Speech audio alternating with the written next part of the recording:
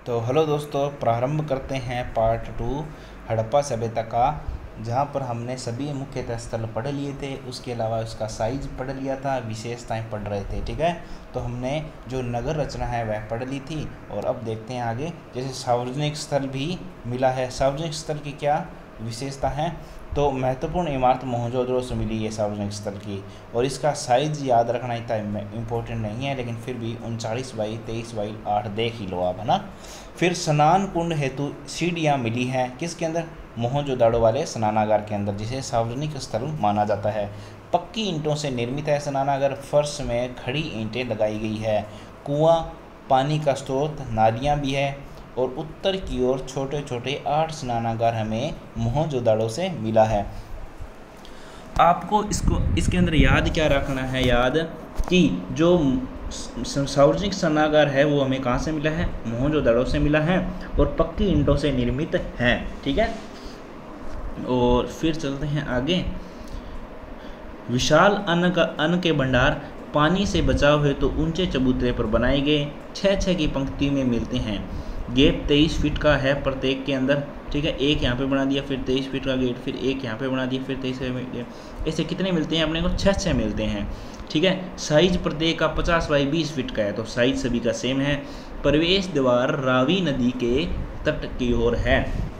तो रावी की ओर हमने कौन सा देखा था? हमने देखा हड़प्पा। तो 6-6 हमें जो अनागार है वो कहाँ से मिले हैं? हमें मिले हैं हड़प्पा से मिले। नालियाँ समकोण पर है, आप सभी को पता है। पक्की ईंटों से निर्मित है, और प्लास्टर चूना जिप्सम से बनी हुई है। ढकी हुई नालियाँ हमें मिलती हैं। सड़कों की नालियों में नरमोखे हैं। ठीक है, नरमोखे हैं, मतलब मेन होल है, ऐसे छेद बने हुए मेन होल। ठीक है क्या? या फिर ऐसे सबमर्सिबल से होता है ना, वैसे नालियों के अंदर वैसे कुछ संरचना होगी ना, तो ये बने हुए हैं। और इसके अलावा कहीं कहीं शोष गर्त कचरा अवनमन हेतु, ये अलग है ना, और ये अलग है। जो नरमुख है ना वो अलग है, मेन होल। ये मेन होल है ना, जैसे ऊपर से ऐसे मेन होल हो गया, ऐसे ऊपर से ढकी हुई है, और एक ये ढक्कन हो गया, ऐसे नाली है। ये सभी अलग है इसकी। ये तो पूरी पक्की ढकी हुई है, और ऐसे ये भी पूरी पक्की ढकी हुई है, और ये मेन होल है जो कि खोल के दे सकते हो। ठीक है, और कचरा अवनमन हेतु, जैसे कि ये नाली जा रही है मान लो। ठीक है, मैं आपको बताता हूँ, ये नाली जा रही है ऐसे। ठीक है, ये नाली जा रही है, यहाँ पे पानी है। ठीक है, ये पानी है, इसके अवनमन कचरा ज़्यादा है, जो इसके लिए खड्डा सा बना है यहाँ पे, फिर वापस नाली। तो जैसे ही कचरा आएगा वो इसके अंदर गिर जाएगा, भारी होएगा कचरा, ऐसे गिर जाएगा, ये कचरा ऐसे भर जाएगा यहाँ पे। ठीक है क्या? फिर यहाँ से कचरा हो जाएगा, ये पानी सीधा ही जाता रहेगा ऐसे बिना रुकावट के। फिर इसकी कोई सफाई करेंगे, इसके ऊपर मेन होल है मान लो। ठीक है, तो उसकी कोई सफाई करेगा तो ये ऐसे निकालेगा, और यहाँ से कचरा बाहर निकाल देगा, और वो उठा के डाल देगा। तो यहाँ पर सफाई की काफ़ी व्यवस्था होती थी। फिर आगे देखें कि विविध वर्ग के लोग भी रहते थे। कैसे ध्यान लगाया जाता है? क्योंकि बड़ा एक दुर्ग था, एक सार्वजनिक जो भवन मिले हैं वो भी पुरोहित के लिए या फिर शासकों लिए यूज की जाती होगी। फिर लोग भी रहते थे। निचला नगर में कुंभकार, राजगीर, बढ़ई, सोनार, दस्तकार, जुलाहे और ईंट निर्माता रहते थे, ऐसा माना जाता है। इसकी कल्पना ही की जा गई है। जो अभी पढ़ा रहा हूँ ये मेंस की दृष्टि से काफ़ी महत्वपूर्ण है। ठीक है, समाज में कृषक व श्रमिक सर्वाधिक थे। ठीक है, कृषकों की संख्या सर्वाधिक थी। परिवार में नारी की स्थिति क्या थी? परिवार समाज की सबसे छोटी इकाई थी, और मातृ सत्तात्मक समाज माना जाता है, क्योंकि उत्खनन में हमें मातृ देवी की मूर्तियाँ मिली है अधिक संख्या में, और मरण मूर्तियाँ मिलने के कारण इसे मातृ सत्तात्मक समाज माना जाता है। अर्थात समाज में नारी का महत्वपूर्ण स्थान था। अपन ये भी एक अंदाज़ा लगा सकते हैं। खान पान में ये गेहूं, चावल, जो दूध, फल, मांस के अंदर इनका देखो, ये मांस खाते थे, खरगोश वगैरह सबका मांस खाते थे। सिलबट्टा है जो अनाज पीसने हेतु यूज़ करते थे, जो कि पत्थर का बना होता था। वस्त्र आभूषण में देखें तो मरण मूर्तियों से जो ज्ञात होता है कि कटी प्रदेश ऊपर नगन और अधोवस्त्र या फिर घाघरा नुमा नीचे पहनते थे। ठीक है, और सूती वस्त्र के प्रमाण हमें मिले हैं। और इसके साथ ही कुछ मूर्तियों में नारियों को उल्टी कुल्हाड़ी के समान शिरोभूषण धारण किया हुआ दिखाया गया है। एक मूर्ति में पुरुष शाल ओढ़े हैं, मतलब एक अपन ने जो योगी की मूर्ति देखते हैं ना, जिसके अंदर अर्ध मूंदी हुई आंखें हैं, जिनकी एनसीईआरटी में चित्र दिया गया वो देखना ना, तो उसने एक शॉल ओढ़े हुए हैं, जो तिपतिपिया अलंकरण जिसको बोलते हैं, तिपतिपिया अलंकरण से एक शॉल ओढ़ा हुआ है, ठीक है। तो उसकी बात की जा रही है, पुरुष शॉल ओढ़े हुए हैं। सौंदर्य प्रसाधन में भी रुचि इनकी थी। केस सजा कैसे पता चला कि केस के डिज़ाइन हमें मोहनजोदड़ो से जो नर्तकी मिली है ना, उसके कुंडलीकृत बालों से हम अंदाज़ा यह लगा रहे हैं। तो नर्तकी की कांसे की मूर्ति कहाँ से मिली है, ध्यान रखना, कांसे की है, कहाँ से मिली है, मोहनजोदड़ो से मिली है। फिर दोस्तों देखें कि दर्पण तांबा का था, कंगे हाथी दांत के थे, ठीक है, और श्रृंगारदान हाथी दांत का था। धातु पत्थर भी यूज़ करते थे, मिट्टी की सुरमेदानियाँ और सलाइयाँ थी। आभूषण सोना चांदी तांबा कांसा हाथी दांत के भी थे, ठीक है। अगर वो मनोरंजन की बात करें तो उनके पास मिट्टी के खिलौने थे, खोखली गेंद के झुंझुने, मिट्टी के पिंजरे, मिट्टी की चिड़िया, पाशा भी मिला है, शतरंज या चौपड़ खेलते होंगे। संगीत मुद्रा पर ढोलक अंकन है, तो इसका मतलब संगीत भी यूज करते थे। शिकार में हिरण सुअर आदि मछली पकड़ना इनका शिकार कार्य करते थे। कौन, सिंधु घाटी सभ्यता के लोग। आर्थिक जीवन में अगर देखा जाए तो मुख्य उनका व्यापार था, फिर भी कृषि का विशाल गोदाम हमें देखने को मिलता है। इसके लिए अतिरिक्त उत्पादन हो जाता तो वो वहाँ पे स्टोर कर लेते थे। महानगरीय व्यवस्था का उदय हुआ क्योंकि उनके पास अच्छा उत्पादन होने लगा था, इसके कारण महानगरीय व्यवस्था का जो है उदय हुआ। गेहूं, जौ, ज्वार, दाल, मटर, रागी, सांबा, खजूर, तिल, सरसों आदि की खेती करते थे। चावल हरियाणा व गुजरात में मिला है, ठीक है, कहाँ पर, हरियाणा व गुजरात के अंदर मिला है, जो आज भी वहाँ पर उगाया जाता है, आपको पता हो तो। कालीबंगा से जुताई के साक्ष्य मिले हैं, और खेत में दो दो फसलें एक साथ उगाते थे। कटाई तांबे के हाशिए से करते थे या फिर लकड़ी के जो हत्थे पर लगी हुई पत्थर की फलक से करते थे। पशुपालन के भी हमें प्रमाण मिले हैं। भेड़, बकरी, भैंस और बैल, ऊंट, हाथी, सूअर, कुत्ता, बिल्ली ये सभी पालते थे। जंगली सूअर भी पालते थे। घोड़े के प्रमाण बहुत कम मिले हैं दोस्तों, नाम मात्र के मिले हैं। तो ये एक क्वेश्चन ऐसे ऑब्जेक्टिव में पूछा जाता है कि घोड़ा यूज़ करते थे क्या, तो नहीं करते थे, लेकिन फिर भी कुछ ऐसी बातें हैं जैसे कि सुरकोटड़ा और रणगुघई, ठीक है, यहाँ से घोड़े के प्रमाण मिले हैं। लोथल व रंगपुर से एस.आर. राव को घोड़े की मूर्ति मिली है, ठीक है। घोड़े की मूर्ति कहाँ से मिली है, लोथल गुजरात और रंगपुर से, ठीक है। लोथल और रंगपुर से क्या मिले हैं, घोड़े की मण मूर्ति मिली है। रंगपुर कहाँ पे पढ़ा था अपन ने, रंगपुर पढ़ा था हमने, ये देखो गुजरात के अंदर ही पढ़ा था ना। लोथल भी है और रंगपुर, यहाँ से क्या मिला है, घोड़े की मूर्तियाँ मिली है, ठीक है क्या।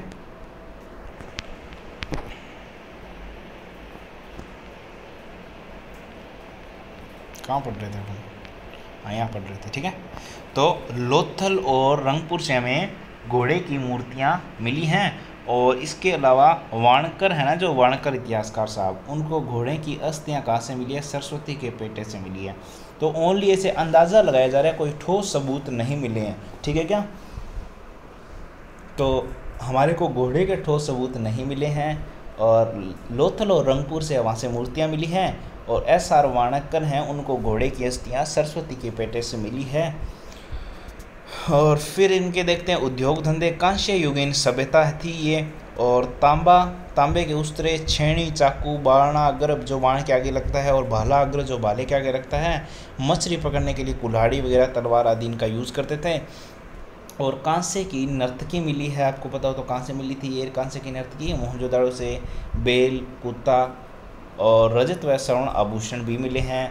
तो फिर धातु, शीशा व निकल, टिन, स्वर्ण आदि ये सभी मिलते हैं, ठीक है।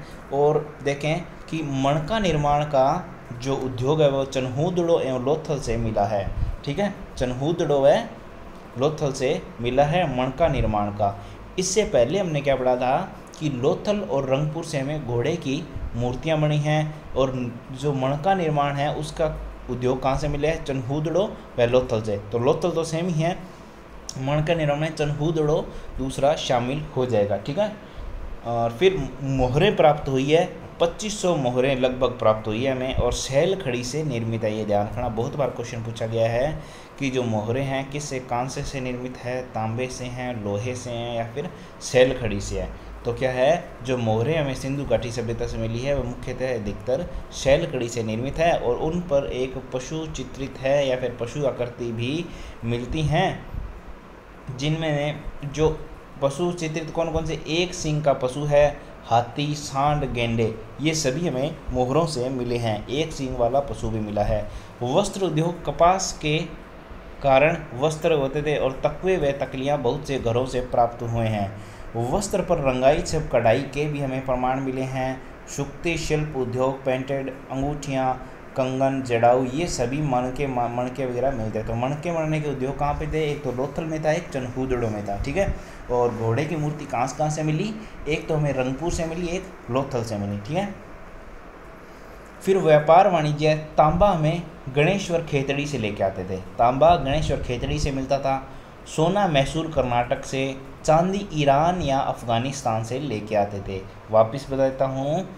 और मणके के लिए कीमती पत्थर गुजरात व महाराष्ट्र से, मणके के लिए कीमती पत्थर गुजरात व महाराष्ट्र से। तो देखो 1, 2, 3 और 4, भाई साहब सीधा क्वेश्चन RS प्री के अंदर पूछा जा सकता है।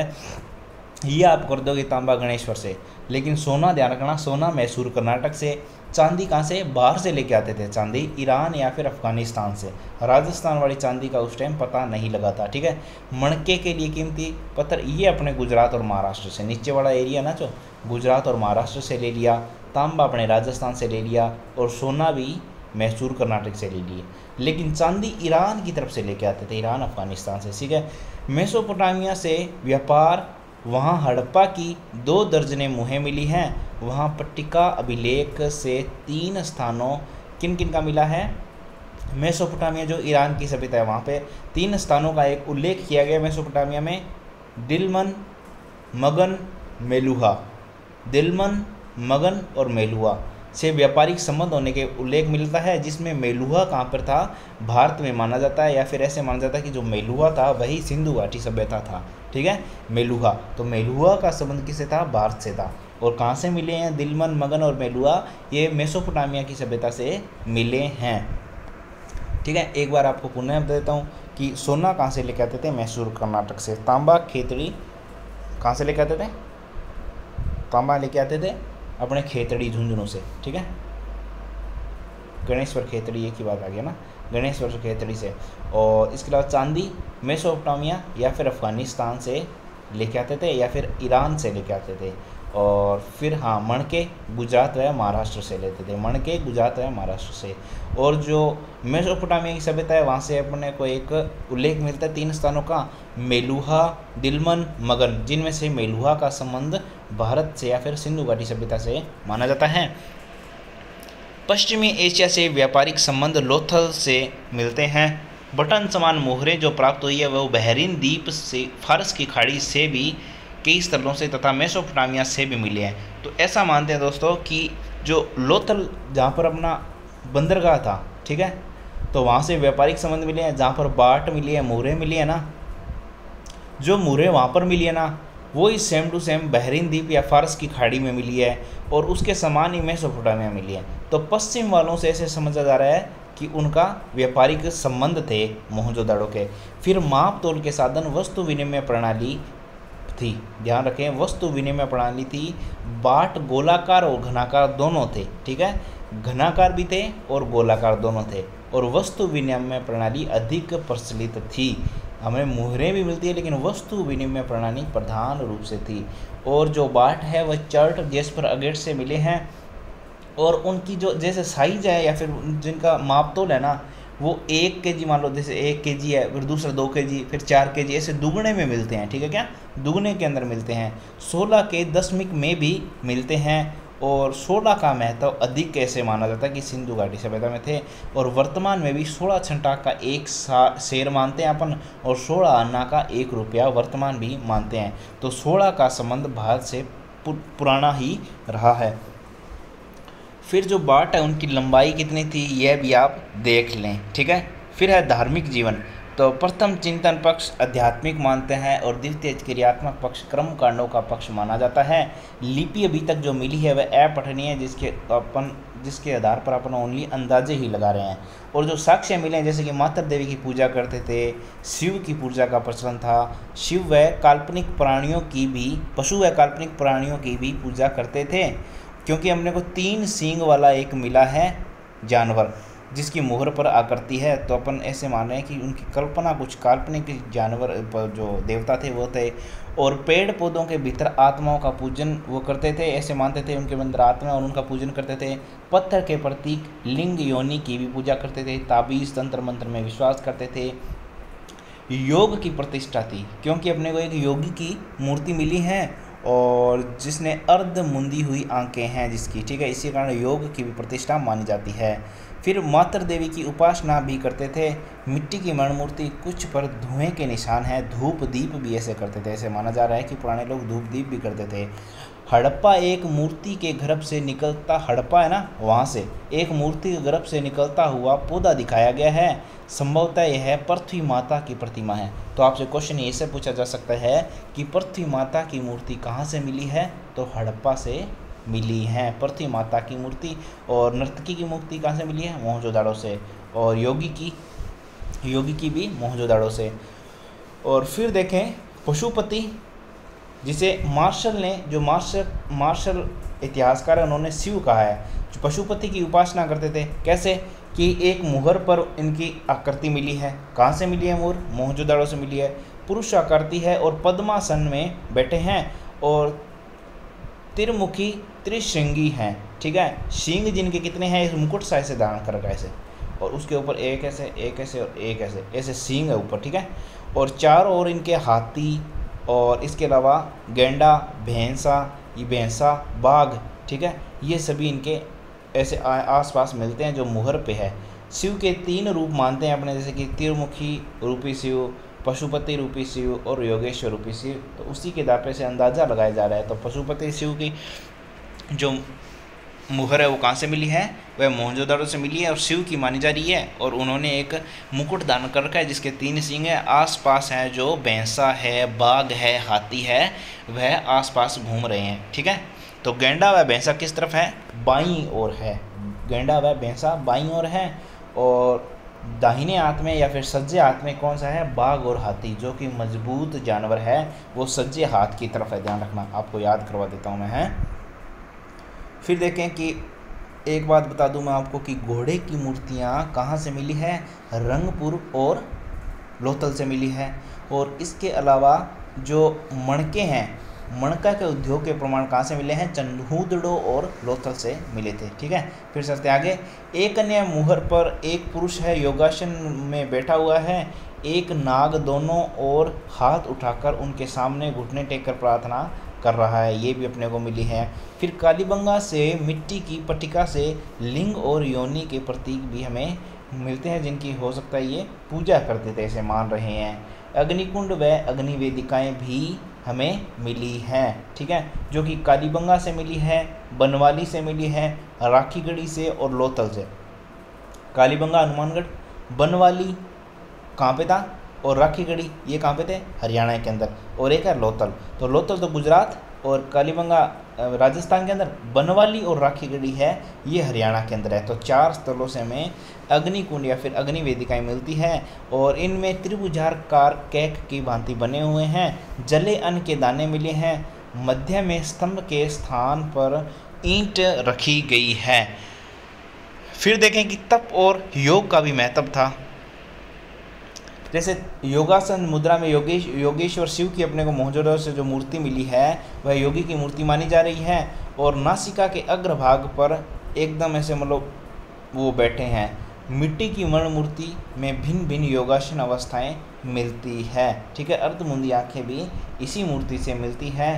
वृक्ष व पशु पूजा, वृक्षों की पूजा उनके भीतर आत्मा का रूप मानते थे। मोहर पर देवता पीपल के 2 शाखाओं के मध्य हैं तथा 7 मानव आकृतियाँ उनकी पूजा कर रही हैं, ठीक है क्या। मोहरों से एक श्रृंगी वृषभ और एक श्रृंगी एक सींग वाला वृषभ मतलब जो बैल, ठीक है। और कुबड़दार बैल, गेंडा, छोटे सींग वाली बिना कुबड़ वाली बैल भी मिली है। और हाथी, बाघ आदि के अंकन भी मिलते हैं। जल पूजा जो मोहनजोदाड़ो है वहाँ पर विशाल स्नानागार मिला है, जिसे सार्वजनिक स्नानागार कहते हैं। हो सकता है वहाँ पर जल की पूजा करते हैं, ऐसे अंदाज़ा लगाया जा रहा है दोस्तों, ठीक है। और शव विसर्जन, पूर्ण समाधिकरण, पूर्णतः पृथ्वी में गाड़ देना, ऐसे भी होता था। आंशिक समाधिकरण, पशु पक्षी पहले खा लेते थे, बचा हुआ अवशेष कर देते और फिर कुछ लोग जला भी देते थे। योगेश्वर की मूर्ति 3 बार पढ़ लिया अपन ने, मोहनजोदड़ो से मिली है। और इसके अंदर तिप्तिपिया अलंकार युक्त शोल ओढ़े हैं, आंखें हैं जो लंबी है और कम चौड़ी है, अंधमुंदी अर्धमुंदी है। ठीक है, नर्तकी की मूर्ति मोहनजोदड़ो से मिली है, 11.5 सेंटीमीटर की है, नग्न अवस्था के अंदर है, बाईं भुजा कंधे से कलाई तक चूड़ियाँ हैं। ठीक है, जो बाईं भुजा है, जो खब्बी भुजा है, वह कंधे से कलाई तक चूड़ियाँ हैं तथा एक पात्र पकड़े हुए बाईं भुजा के अंदर तथा सहज भाव से नृत्य कर रही है। लेकिन जो दाईं भुजा है, जो राइट हैंड है, वह कटी पर अवलंबित है, मतलब कमर पर अवलंबित है। ठीक है क्या?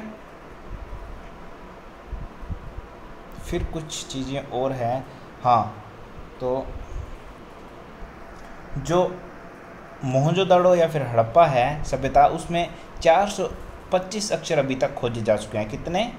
425, मतलब 425 बोल सकते हो आप।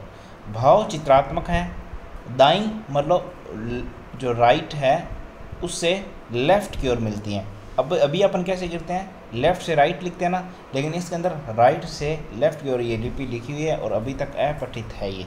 ठीक है, तो कितने अक्षर मिलते हैं? 425 मिलते हैं। भाव चित्रात्मक है, दाईं से बाईं ओर लिपि लिखी हुई है। समकालीन सभ्यताओं से संबंध अगर करें तो अपन जैसे हड़प्पा सभ्यता है, क्रीट से बेल और नतक पवित्र मातृ देवी की पूजा के अवशेष मिले और पाषाण स्तंभ पवित्रता से के लिए मिले हैं। ठीक है, हड़प्पा और क्रीट से मिलते हैं। ठीक है, अन्य जैसे मोहनजोदड़ो है, वहाँ की आकृति जो भेड़ों की आकृति है उनमें दाढ़ी मिलती है। वैसे ही सुमेर और बेबीलोन की जो सभ्यता है उनसे बैलों की दाढ़ी मिलती है। ठीक है, तो ध्यान रखना, जो मोहनजोदड़ो है वहाँ से भेड़ों की दाढ़ी मिलती है, सुमेर और बेबीलोन से किसकी दाढ़ी मिलती है? बैलों की दाढ़ी मिलती है। और हड़प्पा सभ्यता, सुमेर सभ्यता की मुद्राओं का पर वास्तविक स्वास्तिक अंकन है। ठीक है, जैसे स्वास्तिक बनाते हैं ना अपन ऐसे। ठीक है, तो स्वास्तिक अंकन कहाँ से मिला है? सुमेर, ये मेसोपोटामिया का ही एक स्थल था, हड़प्पा और सुमेर से मिला है ये। ठीक है, और हड़प्पा मिश्र, जिसे नील नदी की भी सभ्यता कहते हैं, और गुरियाँ, इनसे लघु आकृति की मक्खी के समान आकृतियाँ मिली है। लघु आकृति के समान, मक्खी के समान की आकृतियाँ मिलती है। कहाँ से? हड़प्पा, मिस्र और गुरियाँ से। फिर हड़प्पा, मेसोपोटामिया, सुमेर, यूनान, उठे हुए दाने वाले बर्तन प्राप्त हुए हैं। ठीक है, दानों वाले जो बर्तन हैं वो यहाँ से प्राप्त हुए हैं। फिर देखें कि हड़प्पा सभ्यता और वैदिक सभ्यता में क्या अंतर था। तो हम जहाँ पे देखते हैं कि वैदिक सभ्यता ग्रामीण थी, और लेकिन हड़प्पा सभ्यता नगरीय सभ्यता है। और वैदिक सभ्यता में सोना, चांदी, लोहे से परिचित थे लोग। और अगर देखें अपन हड़प्पा सभ्यता के अंदर चांदी का प्रयोग अधिक होता था, लोहे से अपरिचित थे लोग। अशोक से परिचित थे वैदिक काल के अंदर, लेकिन हड़प्पा के अंदर अपरिचित थे, क्योंकि ज़्यादा इनके हमें प्रमाण नहीं मिलते हैं। फिर क्या है? हाथी व व्याघ्र मुद्राओं का प्रचलन था, लेकिन इन वैदिक काल में उल्लेख नहीं मिलता है। अस्त्र शस्त्र कवच का प्रयोग करते थे वैदिक काल में, लेकिन मोहनजोदड़ो से ऐसे कुछ अवशेष अधिक नहीं मिले हैं, बहुत ही नाम मात्र के मिले हैं, जिन्हें नाक के तौर पर कहा जा सकता है। गाय का आदर वैदिक काल में होता था, लेकिन बैल का आदर हड़प्पा सभ्यता व सिंधु सभ्यता में होता था। मूर्ति पूजा नहीं होती थी वैदिक काल में, लेकिन हड़प्पा सभ्यता के लोग मूर्ति पूजक थे। पुरुष देवता का महत्व अधिक था वैदिक काल में, लेकिन नारी देवता का महत्व हड़प्पा सभ्यता के अंदर अधिक था। यज्ञों का महत्व वैदिक काल में और अधिक हो गया था, लेकिन जहाँ पर सिंधु घाटी के लोग लगभग अपरिचित थे। ठीक है, मौखिक श्रुति की परंपरा वैदिक काल में थी, लेकिन लिपि के उल्लेखित जो अपने प्रमाण हैं वह हड़प्पा सभ्यता से भी प्राप्त हुए हैं। अब देखें, वैदिक काल के अंदर दुर्ग से अपरिचित थे, लेकिन जो पश्चिमी दुर्ग टीला है हड़प्पा सभ्यता के अंदर वह मिला है दुर्ग का। ठीक है, बीबी लाल ने क्या बोला है कि कालीबंगा ऋग्वैदिक सभ्यता का एक महत्वपूर्ण केंद्र था। ठीक है, कालीबंगा को एक ऋग्वैदिक सभ्यता का एक महत्वपूर्ण, देखें ऋग्वैदिक का बात कर रहा हूँ मैं, ऋग्वैदिक सभ्यता का एक महत्वपूर्ण केंद्र था। बीबी लाल ने ऐसी बात बोली है। मार्शल महोदय क्या बोलते हैं कि हड़प्पा सभ्यता के लोगों के धर्म में अनेक ऐसी बातें हैं जिनसे मिलती जुलती बातें हमें अन्य देशों से भी मिल सकती है, किंतु आधुनिक युग के प्रचलित हिंदू धर्म से उनका भेद करना कठिन है। तो मोटे रूप से अगर अपन बात जानें तो मार्शल है वह हिंदू सभ्यता से जोड़ रहे हैं हड़प्पा सभ्यता का संबंध। ठीक है, उसके अलावा कुछ हाँ ये देख लेते हैं कि इसका सभ्यता का पतन कैसे हुआ। ठीक है, किसका, जो सभ्यता है सिंधु घाटी सभ्यता, उसका पतन कैसे हुआ। तो कुछ लोग मानते हैं कि पर्यावरण या फिर प्रकृति की प्रतिकूलता हो गई थी जिसके कारण इसका विनाश हो गया था। कुछ ऐसे मानते हैं कि बाढ़ आ गई थी। कहाँ पर इसके प्रमाण मिलते हैं, लोथल, जहाँ पर व्यापारिक केंद्र था वो 3-4 बार विनाश होने के प्रमाण हमें मिलते हैं। तो बाढ़ के प्रमाण हमें कहाँ से मिलते हैं, लोथल से मिलते हैं। कुछ बोल रहे हैं कि प्रशासनिक शिथिलता हो गई थी, कुछ बोलते हैं कि विदेशी आक्रमण हो गए थे। भूकंप व भूगर्भिक परिवर्तन, कालीबंगा से हमें भूकंप के प्रमाण मिलते हैं, बाढ़ के प्रमाण हमें लोथल से मिलते हैं। तो ये सब था हड़प्पा सभ्यता या फिर मोहनजोदाड़ो सभ्यता। और RAS के अंदर 2018 में क्वेश्चन पूछा गया कि हड़प्पा स्थलों से प्राप्त कांस्य मूर्तियों पर लेख लिखिए। यह RAS मेंस के अंदर आया हुआ क्वेश्चन है कि जो हड़प्पा सभ्यता से जो भी कांस्य की मूर्तियाँ बनी है ना, उनके बारे में एक लेख लिखी। तो आप बता सकते हो कि जो नर्तकी की मूर्ति मिली है या फिर अन्य जो मूर्तियाँ मिली हैं उनके बारे में बता सकते हैं। ठीक है, तो ये था हड़प्पा सभ्यता या फिर मोहनजोदाड़ो। प्लीज़ आप मेरे चैनल को लाइक करें, सब्सक्राइब करें, इसके नोट्स बनाएं, NCERT को भी पढ़ें एक बार और फिर ऑब्जेक्टिव बनाएं। ठीक है दोस्तों, धन्यवाद।